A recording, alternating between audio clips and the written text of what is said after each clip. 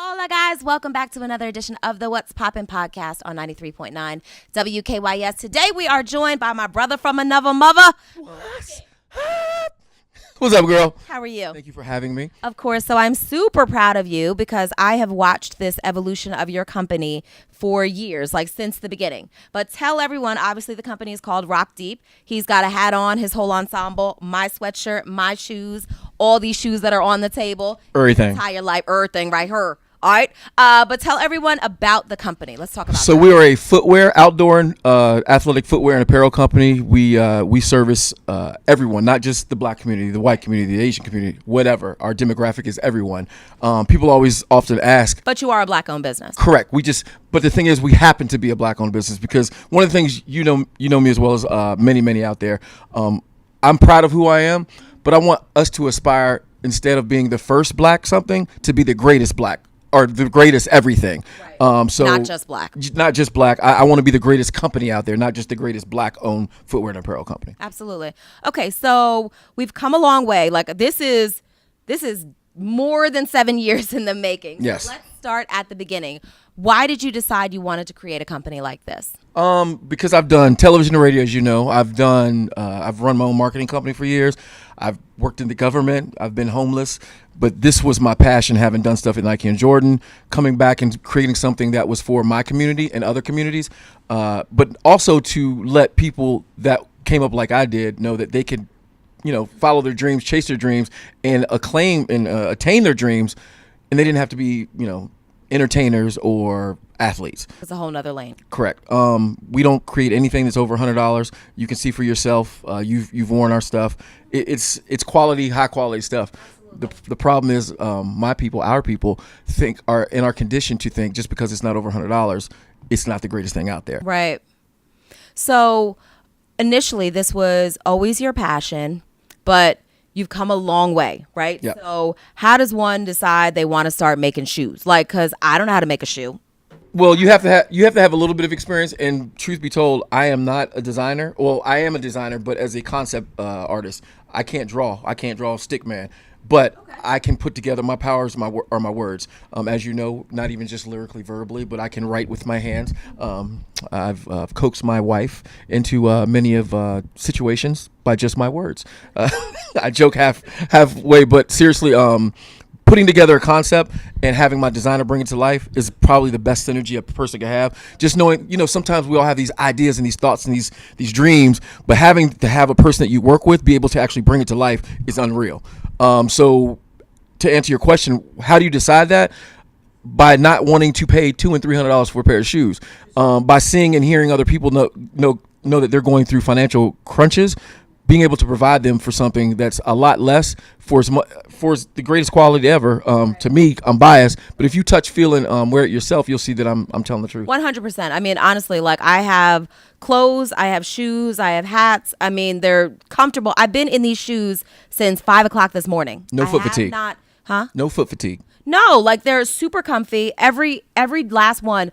Literally, I went to the store, guys, and I tried on, and I was like, Rock, these are comfortable. Like I was, and it's foul, right? But I was surprised. I was like, wow, these are like little pillows that I'm walking on. And I used to be offended by that, and people were like, I can't believe this. But then I started realizing people don't know me from Adam or Eve, so why would they know how good that I could be as far as the products that I produce? And quite frankly, I mean, honestly, right? Like anytime I try on a pair of shoes, they're not necessarily comfortable. Correct. You know what I mean? So when they feel, literally all of them felt like pillows. I was like, what is in here? They're very soft. They're easy to put on. They're comfortable. But the interesting part as well is they're so unique. These are giving me my entire life because, I'm all about the But there's a flavor for everyone. Yes.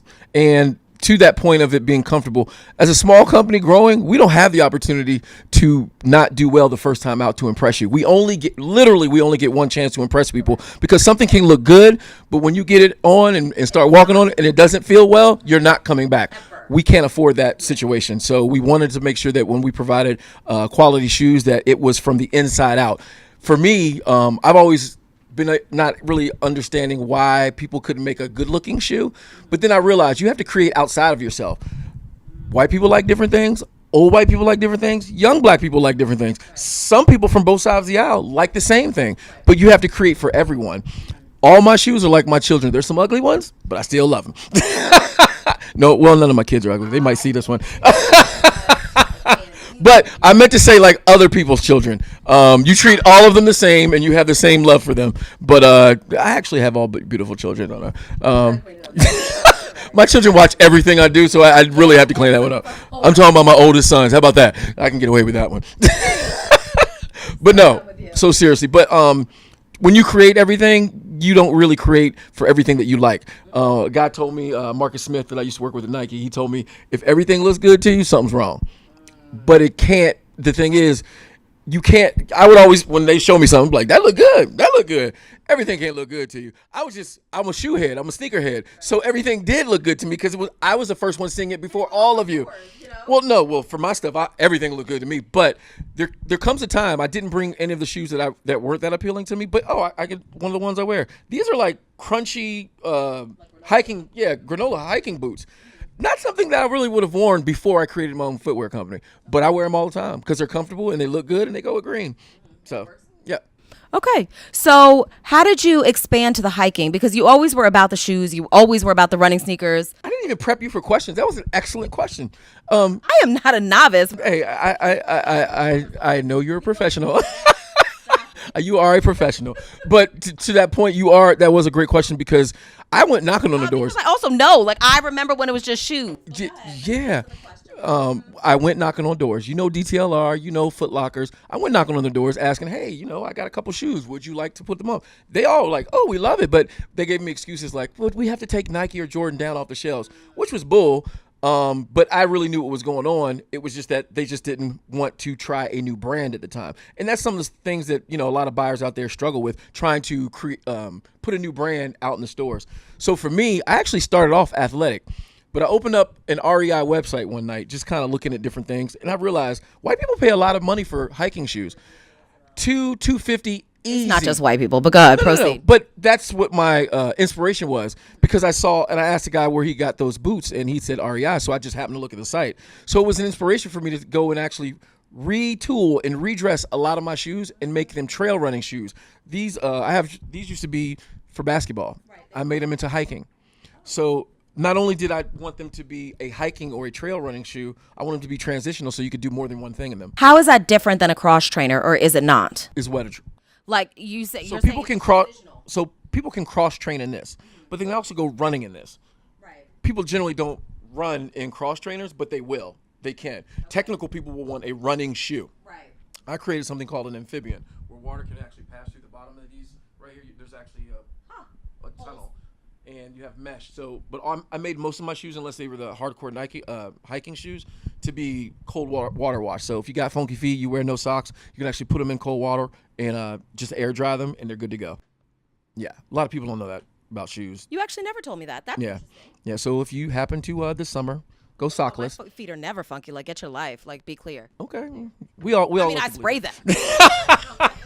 I'm not gonna lie, but you know what I'm saying. Like, they're never funky though. But that got me to this point because I wanted to have an edge, and people who hike, they don't always want browns, blacks, greens. They want something a little edgy. Right. So you have people who are that word urban, but for some reason, urban in some areas is white. But there are white and black people because I have a hunting line. People don't know that. I have a face that's to it. Until I learned, within the last year after creating the hunting line, there are a lot of black people who hunt, not just get hunted. Small joke. So just, I don't know if you guys edited that out or not, but that's true. But seriously, like, there are bow hunters. There's like thousands upon thousands of people who just bow hunt. And then you have people who go and do the swamp thing, something that, I never really thought that I'd ever get into. But for me, the success is knowing that a black person and a white person that have completely different backgrounds, socioeconomic or the same, have these things in common, that they like the same thing. And that's a success to me. That's interesting. That's very interesting. Okay, so the interesting part too is you recently opened up brick and mortars. Correct. Which is a little bit different than a lot of people in this day and age of Amazon and things like that. Everyone's like, screw the overhead, woo, woo, woo, right? Like, let's just keep everything online. What made you, and you have more stores opening up, so what made you want to do brick and mortars? So the biggest thing, people got to stop blaming Amazon for everything. The fall of retail. Blame the retailers who don't want to adjust to today's society. I mean, you have millennials who don't want to shop in the stores, but they still go to the mall. They still want to feel, touch, and, they just want to see what it looks like and then go order online. You know what I mean? So create an experience for them. Foot Locker, you just walk in there and you got dudes with stripes on that just attack you. Hey, you trying to buy this? You trying to buy this? Nothing against that, but you have to create a different experience for people. People just want to know what they can do with a shoe. They basically know what they want when they go in the store. Just introduce them and educate them on what you have as a new brand. When you walk by a store, you see new stuff, so it makes you want to walk in. I tell my sales folks, they're not sales folks, they're brand ambassadors. I don't need you selling my stuff. I need you introducing my products to people. What's the difference? Well, you sell somebody, say, hey, well, this is $50, this is $60. Do you want this? No. Hey, did you know about this shoe? Did you know about this shoe? What are you looking for? The functions of this shoe. Correct. The technical aspects of the shoe. Some people don't, in Maryland, a lot of people don't care. They just care about the style. In Virginia, some of the people up the highway, they might want to know, can they go golfing in the same shoe they run in? Yes, you can. But is it a question that my people know to answer? And that's all I want you to do is educate the people, the consumers as they come in. But to your broader point, why did we do it? You have to strategically choose where you put things. So our store now is in Delray, where I grew up when I was younger. I couldn't even come to this part of the area when I was younger, 40 years ago. Which is huge. Unreal. So when people are telling us, hey, welcome to the neighborhood, I'm like, welcome back. I've been here longer than you. I just couldn't come up this far. But and you should see the looks on their faces, because while Delray used to be hood, it's become more diverse. It's kind of crazy. We walk around the neighborhood and you'll see signs in people's yards say, Black Lives Matter, Muslims welcome here. I'm like, wow, that's kind of cool. And it's a white face at the door waving at you. That's kind of cool. But I'm okay with that, because diversity is cool as long as you're not trying to gentrify us all the way to the neighborhood. So when we open up the 3 next doors, one is going to be on the waterfront. The second and third are going to be on the waterfront on the Maryland side, right across the water from each other. Why? Because they all have different demographics.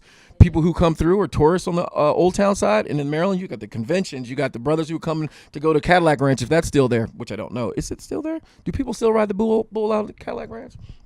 We'll have to check that out. But again, it's still a different demographic of people who come through. So it's about being strategic where you place your storefronts. Awesome. So what else is in line? So you have these shoes. First of all, how many shoes do you think you have?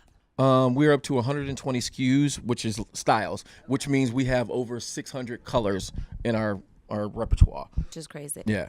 Okay. And so are we going to expand this? Like, do you have all sorts of sizes? You have women's, men's, so we have wide. Is that going to be an option? Yes, we will have wide will be coming down. So one of the things that was a challenge for us in the beginning is we were a small company. We still are. We regard ourselves as a small company, especially within the industry. But we could only go up to a size 11. Why? Because that's the size I wear, size 11, 11 and a half. But now, there's an entire segment of people who wear 15, 16s. My son, my second oldest son, he's a 6'10", wears a size 14. He couldn't even wear my stuff. So during this summer, we've actually, we've built and built and built. Now we're going to be going up to a size 16 and a half. Now, are certain those sizes that I guess aren't customary, like anything above a 12, 13, would that be something that's more than likely going to be more online? Generally, well, you'll get it all in the stores. Everything that we sell online will be in the stores. But we will be creating a plus store, a Rockdeep Art Divine store, and the Art Divine is my wife's side. It's a dual concept store. But we will do a plus side. But the plus side, as my wife calls it, it's size inclusive. It's not just husky. Say it. Don't you ever say husky. No. I said it's not just for the husky and... I don't even ever word. Brothers are used to that word. But it's not just for the big and tall. It's for people who might be, built like Grimace or built like Noel, a troll. But everywhere in between. I'm not making fun when I say this, but it's real because... Yeah, it kind of counts. But my wife, she has long legs and a short torso or a long torso. One of the two. She's pregnant right now, so I can't tell. Either way... I'm not making fun. You're making me laugh, Deja. Let me bring it together. So it's funny because Rock and I sat down a couple weeks ago or a month ago or something like that. And I was like, I really feel like, because, I'm a curvy girl, you know what I mean? I was like, I feel like that's a missing segment. Yeah, like we're overlooked. Like even, it's odd because even Nike, like sometime last year, the year before, just came up with a plus line. Do you know why that was? So with all the sexual harassment going on in the area, they had to address wanting to focus on women. And my thing is, you shouldn't focus on a demographic that literally takes care of everybody. Women buy for their children. They buy for their husbands and partners. They buy for themselves. So they're the largest purchasing other than black people purchasing segment. Our company is supported by 70% white women. Now imagine if you took just our people, black people in general, and supported half of what you do for Nike and Jordan. We'd be unstoppable because people are always asking, hey, do you sponsor? Where does your money go? Do you ask Nike and Jordan and Adidas where their money goes? We don't care that you do that, but we're already doing it without getting your money. We're just taking other people's money and putting it back into the community. But if you all focus less on what I'm doing with my money and just support it, I would actually be able to support more in the community. Right. And it's interesting because he's, obviously this has come a long way because you used to, I don't know if you still do, but you used to, clothe or put the shoes on teams. Do you still do that? No. Okay. We've evolved from there. Well, I sponsor certain AAU teams, but I got out of the youth thing because it's very criminal. People who run the, Little League, I'm not saying everyone. It's kind of like when you put a vast net over it, but you get to know, and people out there who will listen to this will realize, yeah, he's right. When you run these youth teams, there's so much money in it that it becomes very corruptible very easily. You have people who have $500,000 in their coffers waiting to be used, and you get tempted. So when I started finding those things out and people would accuse you of certain things, you're like, you know what, here's your money back. We're just going to stay out of this thing and do what works for us. Got it. So with the size inclusive clothing that's going to come, so currently right now in the store, is it just shoes or just shoes and clothing? It's footwear and apparel. Okay. So is the hunting stuff, is that going to also be in the stores, or is there going to be a separate? It's already in the stores, but when we go to opening both stores over in Maryland, they will have both. There will be the bigger sizes in the Plus store and the regular, if you will, sizes, the smaller sizes in the. Yeah, there's what's it called? There's a term for it. It's not regular size. I'm gonna need you to I need to put you on a game. It's like, I forget. Please do, because I don't like speaking out of turn. But here's the thing that me and my wife both wanted to create. You know how when plus size folks would see something on another person, they would be like, man, I wish they made that for us. I wanted to create the opposite effect of where the other person would look at a plus size person and be like, damn, where'd you get that? I wish they made that for me. That's what I want to create with our line, because I think that you all should have, when I say you all, they're curvy women, should have something that is just for you, so that when you all call the skinny bees, they keep looking, yeah, B, they don't make that for you. But I think that's important. Yeah, I mean, the thing is, it's interesting because the curvy community by itself has come a long way in a couple years. We used to have stores like Dress Barn, and they still have them, but it just sounds so. Yeah. Like, who wants to? I was actually surprised at the quality of stuff that they have in there. No, they have good quality stuff. Some are going out of business now. It turns me off so much because it sounds so offensive. Well, there used to be one in Oxon Hill, and I would drive. I mean, it was right there in the plaza. And then just recently, when they said they were going out of business, I looked in. I was like, "There's actually nice stuff in there," but that was the wrong name. The name was horrible. Barn. But the thing is, again, we've come so far with like size inclusivity. You know what I mean? So have you ever thought about expanding to like swimwear and things like that? Is that in the plan? That was something, to tell you the truth, that we had done when we were just trying to get capital for the company. Deja, when I tell you that I was doing motorcycle helmets, motorcycle boots, I was doing wedding dresses, which is what the company my wife runs now. I was doing anything just to build capital so that I didn't have to take loans out, and just to sell whatever I could to have capital for my main gig, which would be Rockdeep. So when you start to get buyers who are out there wanting to carry you in their stores, you don't want them to look at your website or look at your lookbook and be like, man, you all over the place. Right. So I had to streamline a couple of things. Once I found out my wife could draw, I let her take over the Art Divine business, which was for custom suits and custom wedding dresses. But I could just focus on just this. Mm-hmm. Dope. All right. So yes, we did carry things, and I believe that's something that we're going to do later. Okay. But we don't want to, not to cut you, we don't want to do what like an Under Armour's done and spread themselves so thin. They're trying to do everything. Yeah, you can't be everything for everyone. Yeah. Absolutely. All right. So what's up next? We've got these 3 stores that are going to be opening. What's the expectation for those to be opened? So the next 3 stores will be open in the next 2 months. Depending on when my wife gives birth to my 7th child, we will open the 2nd store in Old Town Alexandria, and then our 3rd and 4th stores, which will both be in the National Harbor, they will be opening in May. And they will be literally just in time for the summer holiday. Correct, and that was the intention behind it. We wanted to be able to open both of them, which are not even a block apart from each other. So everyone who never travels to Virginia, doesn't have to. They can just stay over there. And I, having grown up in Oxon Hill, the latter part of my life, I know that there's just so many people. There's people who never leave out of DC, but I feel so great. The pride that I see when people come and they learn that it's a black-owned business, and I see the pride, and it's like, a brother owned this? That means so much to me. It's unbelievable. But what's next to us down the line? I only want to own so many of my own stores, but we're already creating a franchise. So down the line, in about the next year or so, we're going to create Rockdeep franchise. But for me, creating the franchise aspect of it wasn't just for anyone. It was for people like you and me to be able to say, hey, I want to own, even if footwear and apparel wasn't your business or your thing, it was a franchise that you could own and put money in and get residual income.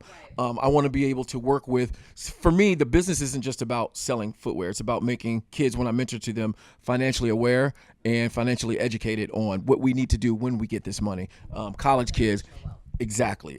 Talking to people, because talking and listening is free. But a lot of people aren't even willing to do that. Just to be able to say, look, let's just live like the 1% or find out how they're living and see what we can do. It ain't illegal to find out what the loopholes are that they're using. One thing that I can't hate on the president for doing is finding all the loopholes to make all the money and keep all the money. You know what I mean? So we need to do that as a people as well. But I want kids to know that, and I say it on everywhere I go. I want people who look like me and people who don't look like me, but in the same socioeconomic background, to realize you can get to this place and you don't need to do all the things that they teach us that we have to do, which is play sports to get out of the hood or be an entertainer. Right. Great. All right. So give everyone the information. How can they cop themselves some Rockdeep shoes, some clothes, some hats? What's up? Well, what's popping is,